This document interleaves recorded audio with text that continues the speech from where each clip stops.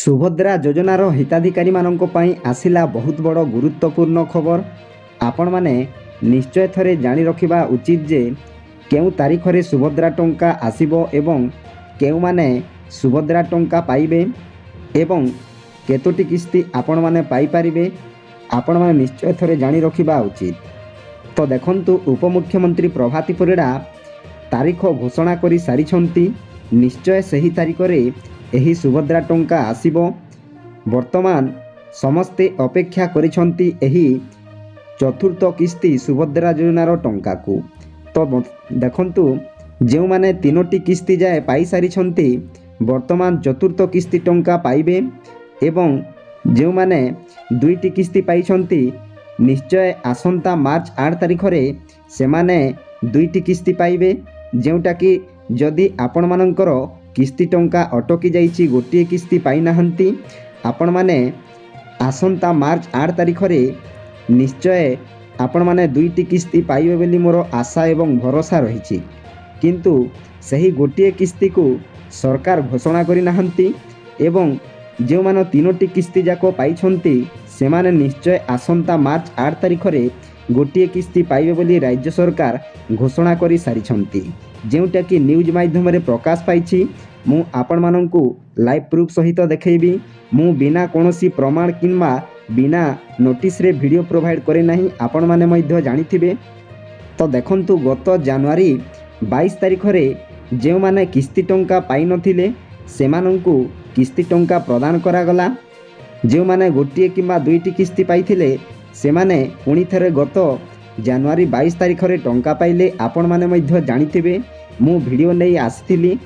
ତାପରେ ଦେଖନ୍ତୁ, ସମସ୍ତଙ୍କ ବା ଯେଉଁମାନେ SBIରେ ଖାତା ଖୋଲିଛନ୍ତି ସେମାନଙ୍କୁ ଏକ ସରକାର ମେସେଜ ପଠାଇଛନ୍ତି ବା SBI ତରଫରୁ ମେସେଜ ଆସିଥିଲା। ସେହି ବିଷୟରେ ମୁଁ ଆପଣମାନଙ୍କୁ ମଧ୍ୟ କହିଥିଲି ଗତ ଭିଡ଼ିଓ ମାଧ୍ୟମରେ, ଯେଉଁଟାକି CBDC ୱାଲେଟ୍। ତ ଆପଣମାନେ CBDC ମାନେ କ'ଣ ଜାଣିପାରିଥିବେ। ତ ଦେଖନ୍ତୁ, ଆପଣମାନେ ଯଦି CBDC ୱାଲେଟ୍ କରିବେ ତାହେଲେ ମଧ୍ୟ ସୁଭଦ୍ରା ଯୋଜନାର ଟଙ୍କା ପାଇବେ ଏବଂ ଯଦି ଆପଣମାନେ CBDC ୱାଲେଟ୍ କରିବେ ନାହିଁ ତାହେଲେ ମଧ୍ୟ ଆପଣମାନେ ସୁଭଦ୍ରା ଯୋଜନାର ଟଙ୍କା ପାଇବେ। ତ ଆପଣମାନେ ଚିନ୍ତା କରନ୍ତୁନି, ନିଶ୍ଚୟ ଆପଣମାନଙ୍କର ମାର୍ଚ୍ଚ 8 ତାରିଖରେ ସୁଭଦ୍ରା ଟଙ୍କା ଆସିବ ବୋଲି ରାଜ୍ୟ ସରକାର ଘୋଷଣା କରିଛନ୍ତି। ଆପଣମାନେ ଧୈର୍ଯ୍ୟହରା ହୁଅନ୍ତୁ ନାହିଁ, ନିଶ୍ଚୟ ଆସନ୍ତା ମାର୍ଚ୍ଚ 8 ତାରିଖରେ ଆପଣମାନେ ସୁଭଦ୍ରା ଟଙ୍କା ପାଇବେ। ତାପରେ ଅନେକ ୟୁଟ୍ୟୁବର ଭାଇମାନେ ଭିଡ଼ିଓ ମାଧ୍ୟମରେ ବା ୟୁଟ୍ୟୁବ୍ ମାଧ୍ୟମରେ ପ୍ରକାଶ କରୁଛନ୍ତି ଯେ ଏମାନେ ଟଙ୍କା ପାଇବେ, ସେମାନେ ଟଙ୍କା ପାଇବେ, ଏହା କରିବାକୁ ପଡ଼ିବ, ସେଇଆ କରିବାକୁ ପଡ଼ିବ। ଆପଣମାନେ ସେ କଥାରେ ପଡ଼ନ୍ତୁ ନାହିଁ। ଯଦି ଆପଣମାନେ 3ଟି ଯାକ କିସ୍ତି ପାଇସାରିଛନ୍ତି ନିଶ୍ଚୟ ଆସନ୍ତା ମାର୍ଚ୍ଚ 8 ତାରିଖରେ ଆପଣମାନଙ୍କୁ ଚତୁର୍ଥ କିସ୍ତି ପ୍ରଦାନ କରିବାକୁ ଯାଉଛନ୍ତି ସରକାର, ଯେଉଁଟାକି ତାରିଖ ମଧ୍ୟ ଘୋଷଣା କରି ସାରିଲେଣି। ନିଶ୍ଚୟ ଆପଣମାନେ ଏହି ସୁଭଦ୍ରା ଟଙ୍କା ପାଇବେ ବୋଲି ଆଶା ଏବଂ ଭରସା ରହିଛି। ତ ଭିଡ଼ିଓଟି ଆପଣମାନେ ନିଶ୍ଚୟ ଦେଖନ୍ତୁ। ଆଗକୁ କ'ଣ ଅଛି ନ୍ୟୁଜ୍ ମାଧ୍ୟମରେ ପ୍ରକାଶ ପାଇଛି, ସରକାର କ'ଣ ଘୋଷଣା କରିଛନ୍ତି ଆପଣମାନଙ୍କ ପାଇଁ, ଆପଣମାନେ ନିଶ୍ଚୟ ଥରେ ଭିଡ଼ିଓଟିକୁ ଦେଖନ୍ତୁ।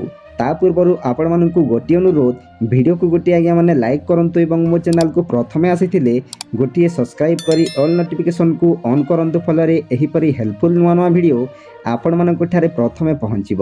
ତ ଡେରି ନକରି ଚାଲନ୍ତୁ ଭିଡ଼ିଓକୁ ଷ୍ଟାର୍ଟ କରିବା। ତ ଦେଖନ୍ତୁ, ଏହି ଦିନ ଖାତାକୁ ଆସିବ ସୁଭଦ୍ରାର ଚତୁର୍ଥ କିସ୍ତି। 5,000 ଟଙ୍କା ଲେଖାଏଁ ପାଇବେ କୋଟିଏ ମହିଳା।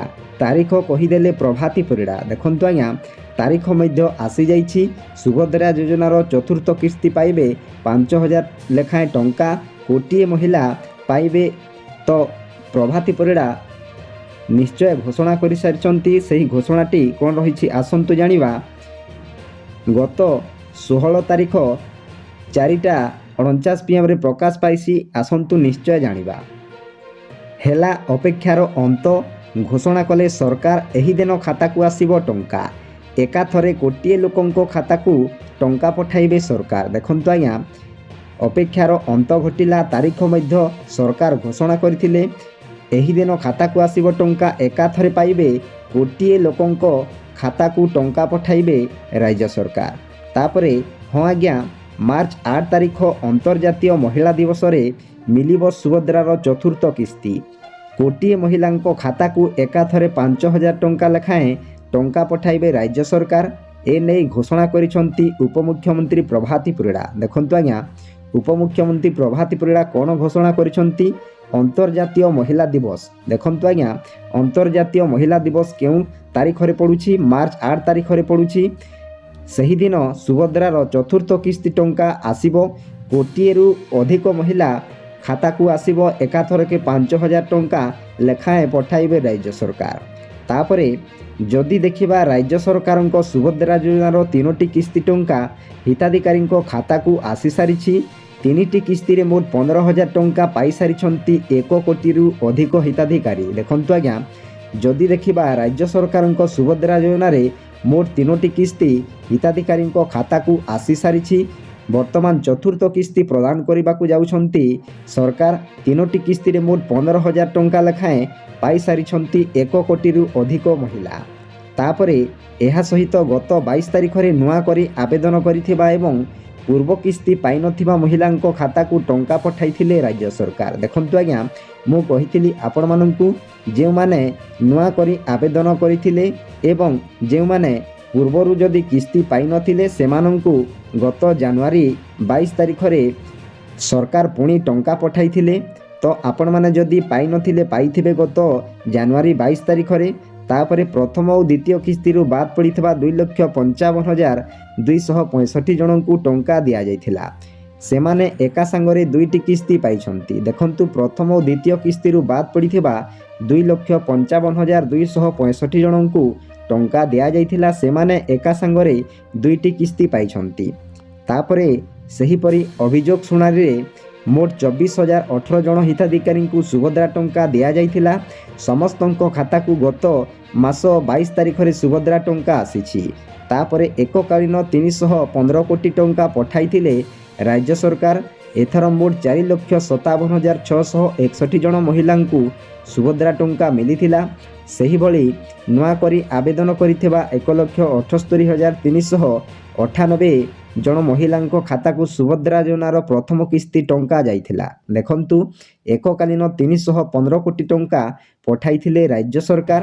ଏଥର ମୋଟ 4,57,661 ଜଣଙ୍କୁ ମିଳିଛି ସୁଭଦ୍ରା ଟଙ୍କା। ସେହିଭଳି ନୂଆ କରି ଆବେଦନ କରିଥିବା 1,78,398 ଜଣ ମହିଳାଙ୍କ ଖାତାକୁ ଆସିସାରିଛି ପ୍ରଥମ କିସ୍ତି ଟଙ୍କା। ତାପରେ ତେବେ ଚତୁର୍ଥ କିସ୍ତି ଟଙ୍କା କେବେ ଆସିବ, କେଉଁମାନେ ପାଇବେ, ଏମିତି ଅନେକ ପ୍ରଶ୍ନ ଉଠୁଥିଲା। ତେବେ ସମସ୍ତ ଯୋଗ୍ୟ ହିତାଧିକାରୀଙ୍କ ନିକଟରେ ସୁଭଦ୍ରା ଯୋଜନାର ଟଙ୍କା ପହଞ୍ଚାଇବା ନେଇ ପୂର୍ବରୁ ବି ଘୋଷଣା କରିଛନ୍ତି ରାଜ୍ୟ ସରକାର। ଆଉ ଏବେ ଚତୁର୍ଥ କିସ୍ତି ତାରିଖ ବି ଘୋଷଣା କରିଦେଲେ ରାଜ୍ୟ ସରକାର। ଦେଖନ୍ତୁ ଆଜ୍ଞା, ଚତୁର୍ଥ କିସ୍ତି ଟଙ୍କା କେବେ ଆସିବ, କେଉଁମାନେ ପାଇବେ, ଏହି ଚତୁର୍ଥ କିସ୍ତି ଟଙ୍କା ଅନେକ ହିତାଧିକାରୀଙ୍କ ମନରେ ପ୍ରଶ୍ନ ଉଠୁଥିଲା। ତେବେ ସମସ୍ତ ଯୋଗ୍ୟ ହିତାଧିକାରୀଙ୍କ ନିକଟରେ ସୁଭଦ୍ରା ଯୋଜନା ଟଙ୍କା ଆସିବ ବୋଲି ସରକାର ଘୋଷଣା କରିଛନ୍ତି। ନିଶ୍ଚୟ ଆସନ୍ତା ମାର୍ଚ୍ଚ 8 ତାରିଖରେ ସୁଭଦ୍ରା ଟଙ୍କା ମିଳିବ ବୋଲି ରାଜ୍ୟ ସରକାର ଘୋଷଣା କରିସାରିଲେ।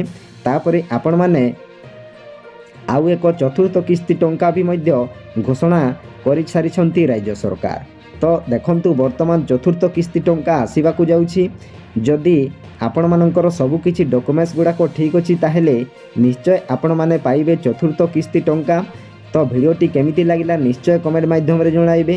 ଭିଡ଼ିଓଟି ଯଦି ଭଲ ଲାଗିଥାଏ ଭିଡ଼ିଓକୁ ଗୋଟିଏ ଲାଇକ୍ କରିବେ ଏବଂ ମୋ ଚ୍ୟାନେଲକୁ ପ୍ରଥମେ ଆସିଥିଲେ ଗୋଟିଏ ସବସ୍କ୍ରାଇବ୍ କରି ଅଲ୍ ନୋଟିଫିକେସନକୁ ଅନ୍ କରିବେ। ଫଳରେ ଏହିପରି ହେଲ୍ପଫୁଲ୍ ନୂଆ ନୂଆ ଭିଡ଼ିଓ ଆପଣମାନଙ୍କ ଠାରେ ପ୍ରଥମେ ପହଞ୍ଚିବ।